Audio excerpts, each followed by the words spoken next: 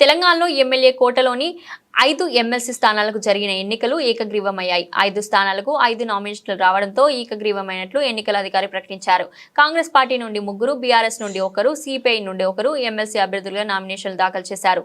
దీంతో కాంగ్రెస్ అభ్యర్థులు విజయశాంతి, అద్దంకి దయాకర్, శంకర్ నాయక్, బీఆర్ఎస్ అభ్యర్థి దాసోజు శ్రవణ్, సిపిఐ అభ్యర్థి నెలకంటి సత్యం ఎమ్మెల్సీలుగా ఎన్నికైనట్లు ప్రకటించారు. వీరితో పాటు 6 స్వతంత్ర అభ్యర్థులు నామినేషన్ దాఖలు చేసినప్పటికీ నిబంధనల మేరకు లేవంటూ రిటర్నింగ్ అధికారి తిరస్కరించారు. నామినేషన్ ఉపసంహరణ గడువు నేటి సాయంత్రం 5 గంటలకు ముగిసింది. గడువు ముగిసే వరకు 5 నామినేషన్లు మాత్రమే రావడంతో ఏకగ్రీవంగా ఎన్నికైనట్లు ఎన్నికల అధికారి ప్రకటించారు. ఫేస్ చేసిన వాళ్ళు ఎంత రాజకీయం చేసిరనేది 100 మంది ఎమ్మెల్యేలు వచ్చి ఎంత డబ్బు పెట్టిరనేది మొత్తం మన సంపద మొత్తం వృధా చేశారు, దాచుకున్నారు, దోచుకున్నారు కేసీఆర్ కుటుంబం అంతా. వాళ్ళకి మాట్లాడే అర్హత ఎక్కడ లేదు. ఇప్పుడు కవిత మీద అన్న బీసీ చెప్పిన అధికారంలో గుర్తురాలేదు కానీ బీసీలు ఇప్పుడు గుర్తొచ్చినారు ఆమెకు. కాబట్టి ఇలా నన్ను కాంగ్రెస్ పార్టీ ఇంత పెద్ద పీట వేసింది. ఇలా మహేష్ అన్న బడుగు బలహీన వర్గాలకు చెందిన వ్యక్తి.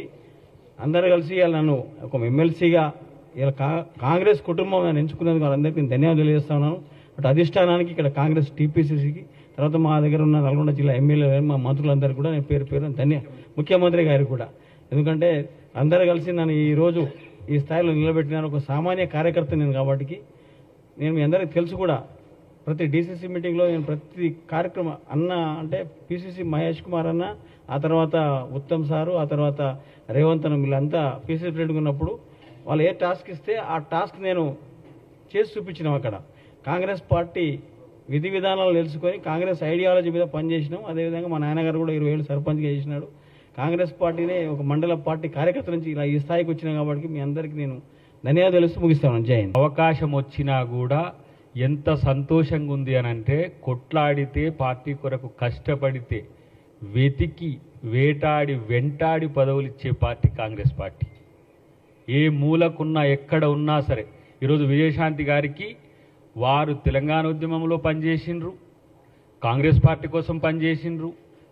బీజేపీ బీఆర్ఎస్ రహస్య ఒప్పందాన్ని తెలుసుకొని పార్టీలోకి మళ్ళీ వచ్చి తనకు అవకాశం ఇవ్వకపోయినా మళ్ళీ పార్టీ కొరకు ప్రచారం చేసినందుకు వారికి ఒక ఆడబిడ్డగా, తెలంగాణ ఆడబిడ్డగా అమ్మ సోనియా గాంధీ గారు మా పార్టీ అంతా బ్లెస్సింగ్స్ ఇచ్చింది. ఒక సామాన్య కార్యకర్త నుంచి వచ్చిన శంకర్ నాయక్ గారికి అవకాశం ఇచ్చింది. నేను ఒకటే మాట రాజకీయం మాట్లాడదు. ఎందుకంటే కేసీఆర్ గారు మస్టర్ కోసమే అసెంబ్లీకి వస్తున్నాడు, ప్రజల కోసం కాదు.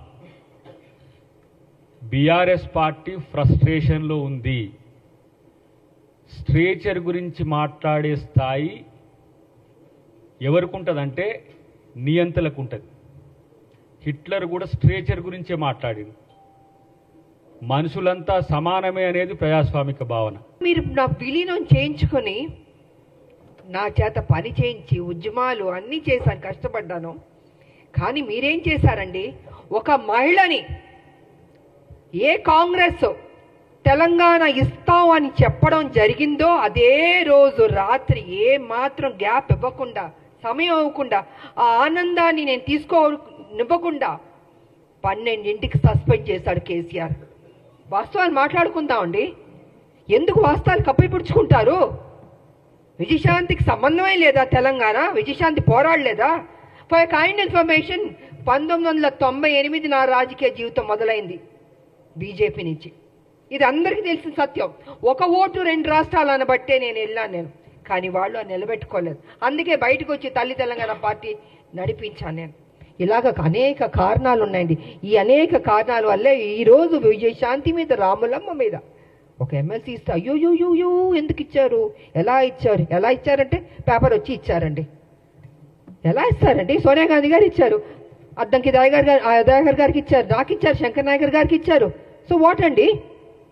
కష్టపడ్డా అనుకుంటాం, కష్టపడ్డాం, ఆస్తులు అమ్మాం, తెలంగాణను కాపాడాం. ప్రతి నిమిషం కాపలా కుక్కలమ్మే కాపాడుతాం అండి.